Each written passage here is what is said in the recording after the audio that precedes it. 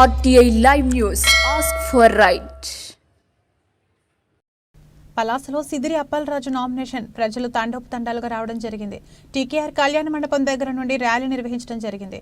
ర్యాలీలో అనేక మంది జనాభా అప్పలరాజుతో మనం చూస్తున్నాం. ఈ ర్యాలీ సుమారు 4 కిలోమీటర్ల పొడవున సాగిన ర్యాలీలో అనేక మంది వైసీపీ కార్యకర్తలు డ్యాన్సులు చేయడం జరిగింది.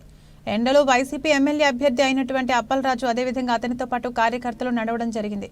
ముందుకు నడు, ఈ నియోజకవర్గాన్ని జగన్మోహన్ రెడ్డి గారు కానుకగా ఇప్పిస్తామని ప్రజానీకం చేసినటువంటి ఆ నినాదాలు నిజానికి ఇంకా నా చెవిలో కూడా మారుమ్రోగుతానే. గతంలో ఇదే ప్రజానీకం వేసినటువంటి ఒక్క ఓటు అనేకమైనటువంటి మార్పులకి శ్రీకారం చుట్టింది. నన్ను ఎమ్మెల్యేగా చేయడంతో పాటు జగన్మోహన్ రెడ్డి గారిని ఈ రాష్ట్ర ముఖ్యమంత్రిని చేసింది. జగన్మోహన్ రెడ్డి గారు ముఖ్యమంత్రి అయిన తర్వాత ప్రతి పేదవాడికి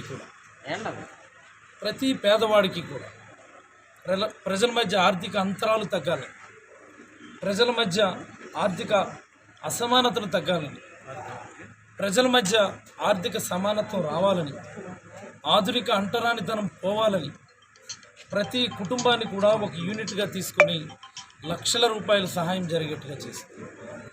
మరి అలాగనే ప్రతి గ్రామంలో కూడా సచివాలయాలు, హెల్త్ క్లినిక్లు, రైతు భరోసా కేంద్రాలు, స్కూళ్ళు, హాస్పిటళ్ళు, రోడ్లు, డ్రైన్లు, అనేకమైనటువంటి అభివృద్ధి కార్యక్రమాలకు శ్రీకారం చుట్టి ప్రతి పల్లి యొక్క ముఖ చిత్రం ఈరోజు మార్చబడింది. ఈరోజు